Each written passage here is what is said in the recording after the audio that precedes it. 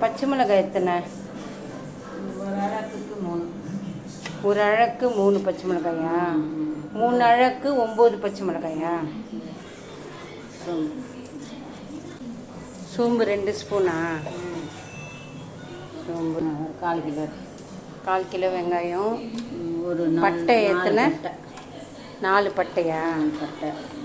இல்லை ரொம்ப மசாலா போட்டாலும் வாசனை இதுவாக இருக்காது. ஒரு 5-6 லவங்கம்.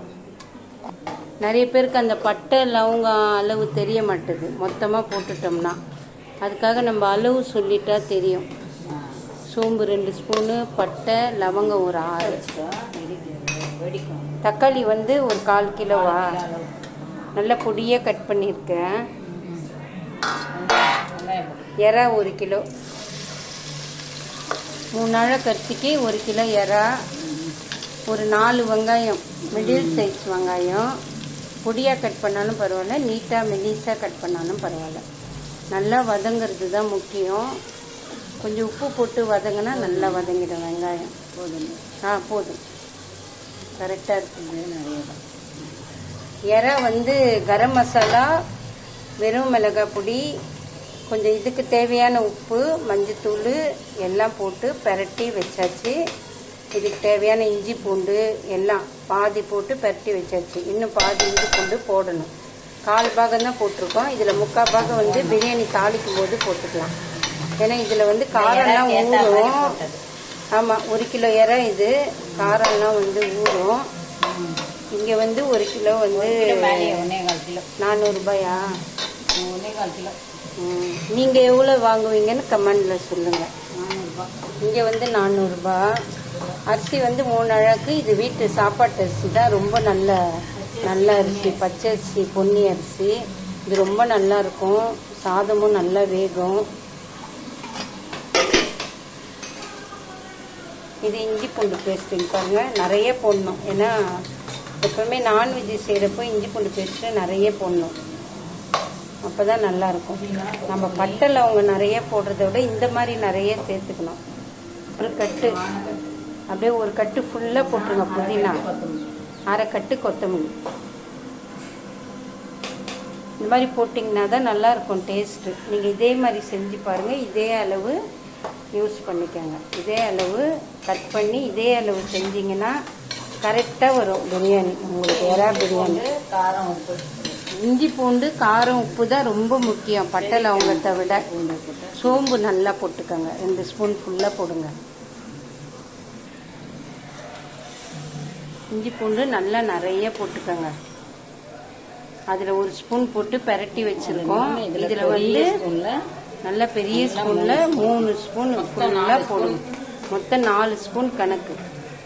ஏன்னா உங்களுக்கு எல்லா அளவு தெரியணுன்னு தான் நான் இந்த அளவுக்கு சொல்கிறேன். நிறைய பேருக்கு பிரியாணி வரலன்றாங்க. அதனால் நீங்கள் இந்த மாதிரி எல்லாமே கரெக்டாக நீங்கள் போட்டு பாருங்கள். பிரியாணிக்கு கண்டிப்பாக எனக்கு கமெண்ட் பண்ணுவீங்க. பாருங்கள்,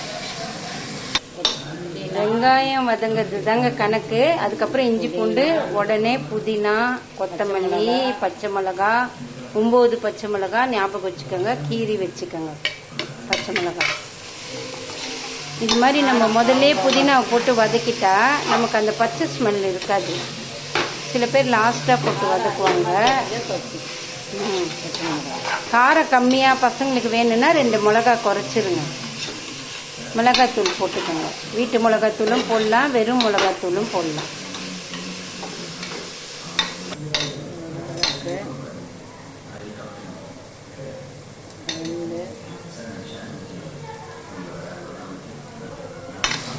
உப்பு கரெக்டாக போட்டுக்கோங்க அளவு. ஏன்னா ஜாஸ்தி போட்டால் செட் ஆகாது. கொஞ்சம் திட்டமாக போட்டிங்கன்னா கூட அப்புறம் வாயில் போட்டு பார்த்துட்டு கூட சால்ட்டு போட்டுக்கோங்க. தக்காளி வெங்காயம் நல்லா ஒரு தொக்கு போல் வதக்கிடணும். நல்லா நைஸாக வதக்கிட்டால் தான் பிரியாணி ரொம்ப நல்லாயிருக்கும். வதக்கிறதுல தான் இருக்குது பிரியாணி. இது ரெட் சில்லி நல்லா 1 ஸ்பூன் ஃபுல்லாக போட்டுருங்க.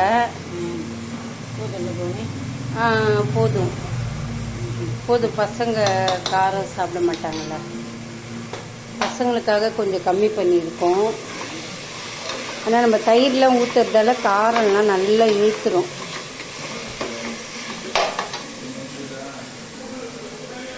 தயிர் நல்லா ஒரு குழம்பு கரண்டி அளவுக்கு ஊற்றிக்கோங்க. தக்காளி தொக்கு மாதிரி இருக்கு பாருங்க, இப்படிதான் வதக்கணும். மூடி வதக்கினா நல்லா வதங்கிடும். தயிர் ஊற்றிட்டு இப்போ பெரட்டி வச்ச இறாவை போட்டுக்கலாம். காரம் எல்லாமே ஒட்டி இருக்கும் அதில். அது இறா நல்லா வதங்கணும். வதங்கி அந்த காரம்லாம் அதில் ஊறணும். நல்லா ஊறின அப்புறம்தான் நம்ம தண்ணி தேவையான அளவு ஊற்றணும். இந்த அளவுக்கு வதங்கிடுச்சு பாருங்க, செவன் சூப்பராக காரம் நல்லா ஒட்டி வதங்கிடுச்சு. தேவையான அளவு தண்ணி, 1க்கு ஒரு 2. அரிசி நல்ல சாப்பாட்டு அரிசின்றதால ஒரு 20 நிமிஷம் ஊற வச்சுருங்க. 1க்கு 2 கிளாஸ் தண்ணி, இது அளவு கரெக்டாக இருக்கும். அரிசி ஊறிடுச்சுன்னா நம்ம தண்ணி கரெக்டாக வைக்கலாம், இல்லைன்னா எக்ஸ்ட்ரா ஒரு அரை கிளாஸ் ஊற்றிக்கலாம், அவ்வளோதான். இதுதான் அளவு. தண்ணி கொதிச்சு மூடணுமா? தண்ணி கொதிச்சுட்டு அப்புறம் மூடுவியா? மூடிட்டு 2 விசிலா? தண்ணி கொதிச்சுட்டு அரிசியை போட்டு மூடிட வேண்டியதுதான், அவ்வளோதான். இல்லை இப்போ அரிசி போட்டு கொதிக்கணும் இல்லை, கொதிக்கிட்டோம் நல்லா. இப்போ தண்ணி நல்லா கொதி வந்துடுச்சு, அரிசி போட்டுக்கோங்க. சாரி, முதல்ல அரிசி போட்டாச்சுன்னு நினச்சேன், நான் பார்க்கல அக்கா போட்டதை. இப்போ தான் போடுறாங்க, முதல்ல அரிசி போட்டாங்கன்னு நினச்சிட்டேன். இந்த மாதிரி நீங்கள் செஞ்சு பாருங்கள், பிரியாணி ரொம்ப சூப்பராக இருக்கும்.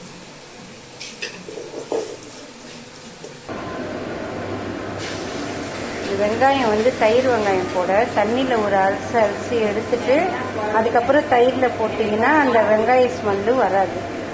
தயிர் வெங்காயம் சூப்பராக இருக்கும்.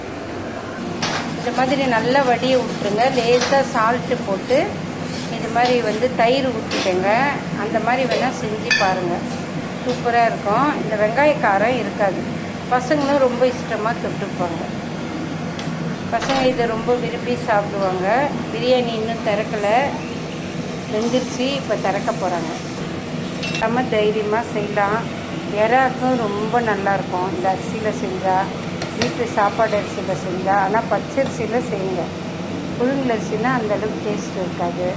பொன்னி பச்சரிசியில் செய்யுங்க, ரொம்ப சூப்பராக இருக்கும். எவ்வளோ சூப்பராக வந்துருச்சு பாருங்கள். இதே மெத்தடில் இதே அளவில் செய்யுங்க. சூப்பர் பிரியாணி.